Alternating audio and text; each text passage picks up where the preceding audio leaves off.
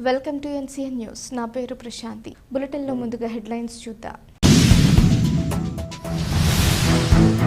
వైద్య వృత్తిని సేవాభావంతో నిర్వహించాలి. రాష్ట్ర మంత్రివర్యులు కందుల దుర్గేష్.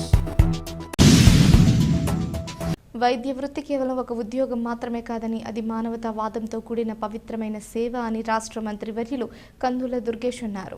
నిడదవోలు ప్రాథమిక ఆరోగ్య కేంద్రాన్ని సందర్శించిన మంత్రి దుర్గేష్ అక్కడ నిర్వహించిన సాధారణ సర్వసభ్య సమావేశంలో పాల్గొని వైద్యులు, సిబ్బందితో చర్చించారు. వార్డుల్లో చికిత్స పొందుతున్న రోగులతో మంత్రి దుర్గేష్ ఆప్యాయంగా మాట్లాడి వారి ఆరోగ్య స్థితిగతులను తెలుసుకున్నారు.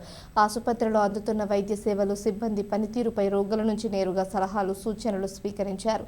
అనంతరం మందుల స్టాక్ రిజిస్టర్ను పరిశీలించి మందుల నిల్వ కేంద్రాన్ని తనిఖీ చేశారు. రోగులకు అవసరమైన మందులు ఎల్లప్పుడూ అందుబాటులో ఉండాలని అధికారులను ఆదేశించారు.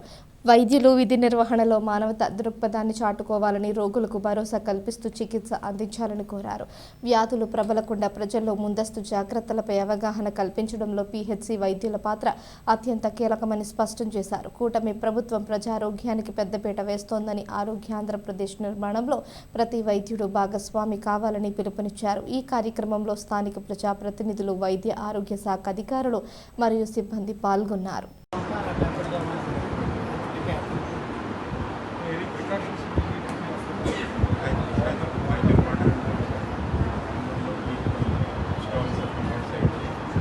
బయటవి తినకండి, బయట తింటేనే జ్వరాలు వచ్చేస్తాయి. మంచిగా క్యాచ్ చల్లార్చుకుని చేయాలి.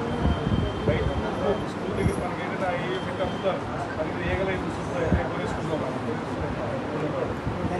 చూసుకోవాలి చదువుకోవాలా. మీ నాన్నగారు మంచి విషయం చెప్తారు, కానీ మీ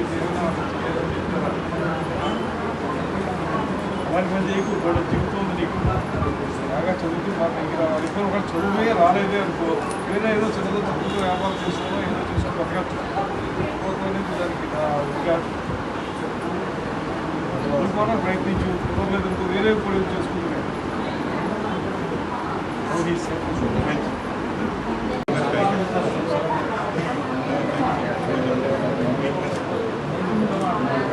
కిడ్నీలో రాళ్ళు ఉన్నాయని ఎవరు చెప్పారు?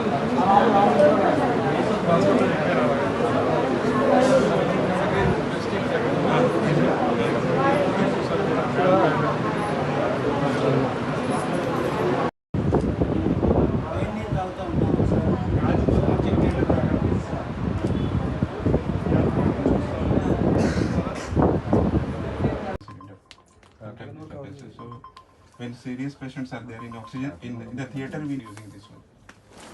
Both we are using both. Yeah, you use both of them because sometimes it is very much useful.